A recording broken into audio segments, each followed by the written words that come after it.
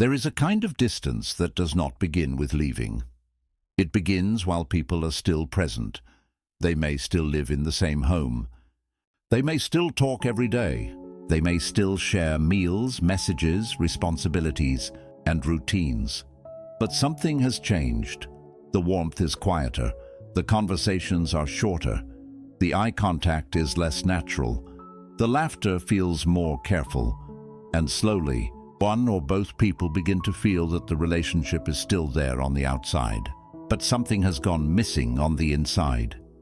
This is the psychology of emotional distance. It is one of the most painful experiences in human connection because it is not always obvious at first. No one may say, "I am leaving." No one may announce, "I no longer feel close." No one may directly admit, "I am pulling away." Instead, distance often grows quietly. A person becomes less available. They respond, but without warmth. They listen, but without presence. They stay, but no longer fully show up, and the other person feels it. They may not know how to explain it, but they know something has shifted. In the previous episode, we explored why people struggle to communicate honestly.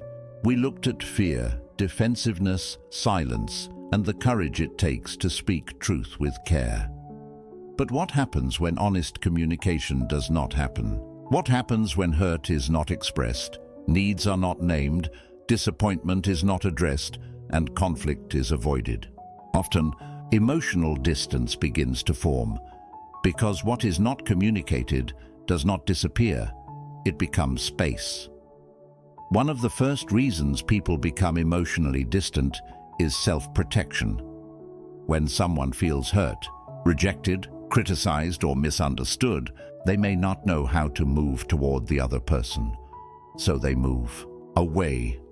Not always physically, emotionally. They become quieter. They share less. They stop explaining. They stop asking for what they need. They stop expecting to be understood. And sometimes this withdrawal is not meant to punish the other person. It is meant to protect the self. The person may be thinking, "If I do not open up, I cannot be hurt as deeply. If I expect less, I will not be disappointed as much. If I stop reaching, rejection will not feel as painful. If I stay guarded, I will feel more in control." This is why emotional distance can be confusing. From the outside, it may look like indifference, but underneath, it may be pain. The person may still care, but they no longer feel safe being emotionally open. They may still love, but love has become guarded. They may still want connection, but they do not trust the connection enough to relax inside it. And once a person begins to protect themselves this way, the relationship changes. Because emotional closeness requires a certain openness. It requires the willingness to be affected. It requires the courage to say, "This matters to me." But if a person has learned that caring too much leads to pain, they may begin to reduce how much of themselves they bring into the relationship. They become present in body, but absent in spirit. Another reason emotional distance develops is unresolved disappointment. Many relationships do not become distant because of one major betrayal. They become distant because of repeated small disappointments that were never repaired, a promise not kept, a concern dismissed, a need ignored, a conversation avoided, a moment of vulnerability met with coldness, a pattern of feeling unimportant. Each event may seem small by itself, but over time, these moments accumulate. And when disappointment accumulates without repair, the heart begins to adjust. It stops expecting warmth. It stops expecting change. It stops expecting the other person to notice. And that adjustment can look like peace, but it is often emotional resignation. A person may stop arguing not because everything is okay, but because they no longer believe the conversation will make a difference. They may stop asking for closeness not because they no longer need it, but because asking has become humiliating.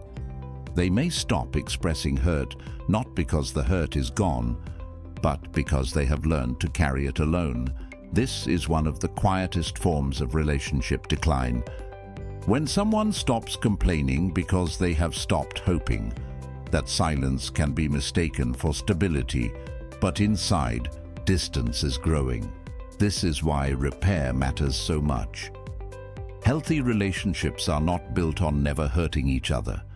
They are built on noticing when hurt happens and caring enough to repair it. Without repair, every unresolved moment becomes another layer between two people, and eventually, the relationship may not collapse suddenly. It may simply become emotionally unreachable. Another reason people become distant is emotional overload. Sometimes a person pulls away, not because they do not care, but because they are overwhelmed. They may feel too much and not know how to process it. They may be dealing with stress, pressure, grief, exhaustion, insecurity, or inner conflict, and instead of speaking about it, they shut down. For some people, emotion does not come out as expression. It comes out as withdrawal. They become quiet because they do not know where to begin. They avoid conversation because conversation feels too demanding. They say, "I'm fine," because explaining the truth feels impossible. They may not even fully understand what they are feeling. This can be painful for the other person because distance feels personal when someone pulls away. It is easy to assume they do not care. They are losing interest. They are hiding something. They are punishing me. And sometimes one of those things may be true, but sometimes the person is simply overwhelmed and emotionally under-equipped. They do not have the language, energy, or inner clarity to stay connected while struggling. This does not remove responsibility. A person cannot disappear emotionally and expect the relationship to remain healthy. But understanding emotional overload helps us see that distance is not always simple rejection. Sometimes it is a sign that someone does not know how to stay present with their own inner life. And if someone cannot stay present with themselves, it becomes difficult for them to stay present with another person. This is the natural midpoint of the issue. Emotional distance is rarely just one person becoming cold. Often, it is a pattern. One person pulls away. The other becomes anxious. The anxious person reaches harder. The distant person feels pressured, so they pull away even more. Then the anxious person feels rejected, so they question, chase, accuse, or demand reassurance. The distant person feels trapped, so they shut down further. And now both people are afraid. One is afraid of being abandoned. The other is afraid of being overwhelmed. One protects themselves by reaching. The other protects themselves by withdrawing. And unless both people can recognize the pattern, they may spend years arguing about the surface while repeating the same emotional cycle underneath. This is why emotional distance cannot always be solved by simply saying, "Talk to me," because if someone feels unsafe, ashamed, overwhelmed, or emotionally cornered, pressure may increase the distance, but silence is not the answer either. Avoiding the issue allows the distance to become normal. So the deeper question is, how do people begin to close emotional distance without creating more fear? The first step is to name the distance without attacking. There is a difference between saying, "You do not care about me anymore," and saying, "I feel a distance between us, and I want to understand what is happening." There is a difference between saying, "You always shut me out," and saying, "When we stop talking about difficult things, I feel alone in the relationship." The first approach accuses. The second approach invites awareness. This matters because emotional distance is often surrounded by defensiveness. If the conversation begins with blame, the distant person may retreat further. But if the conversation begins with honesty and care, there may be a small opening. Not always, but sometimes, and sometimes a small opening is where repair begins. The second step is to ask what the distance is. Protecting. This is a powerful question because distance usually protects something. It may protect a person from rejection. It may protect them from conflict. It may protect them from shame. It may protect them from disappointment. It may protect them from feeling powerless. It may protect them from needing something they are afraid they will not receive. When we only attack the distance, we miss the fear underneath it. But when we ask what the distance is protecting, we begin to see the emotional logic behind the behavior. For example, a person may withdraw because they feel they can never say the right thing.